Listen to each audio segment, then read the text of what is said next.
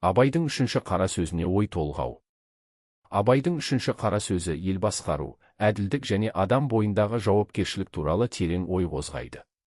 Ақын қоғамдағы дау-дамайдың, әділетсіздіктің және мансапқорлықтың халықтың бірлігіне зиян келтіретінін айтады. Ол елге қызмет ететін адам адал, білімді әрі әділ болуы керек екенін ерекше атап көрсетеді. Бұл қара сөзден мен әділдік қоғамның ең басты тірегі екенін түсіндім. Егер әр адам өз міндетін адал атқарып, жеке пайдасын емес, елдің мүддесін ойласа, қоғамда тәртіп пен сенім артады.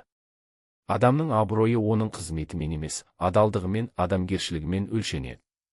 Қазіргі таңда да Абай көтерген мәселелер өз маңызын жоғалтқан жоқ. Қоғамның дамуы үшін заңға құрметпен қарап, жауапкершілікті сезіну және әділ шешім қабылдау өте маңызды. Әрбір азамат өз ісіне жауапкершілікпен қарап, елдің игілігі үшін еңбек етуге ұмтылуы керек. Менің ойымша, Абайдың үшінші қара сөзі бізді адалдыққа, әділдікке және ел алдындағы жауапкершілікті сезінуге тәрбиелейді.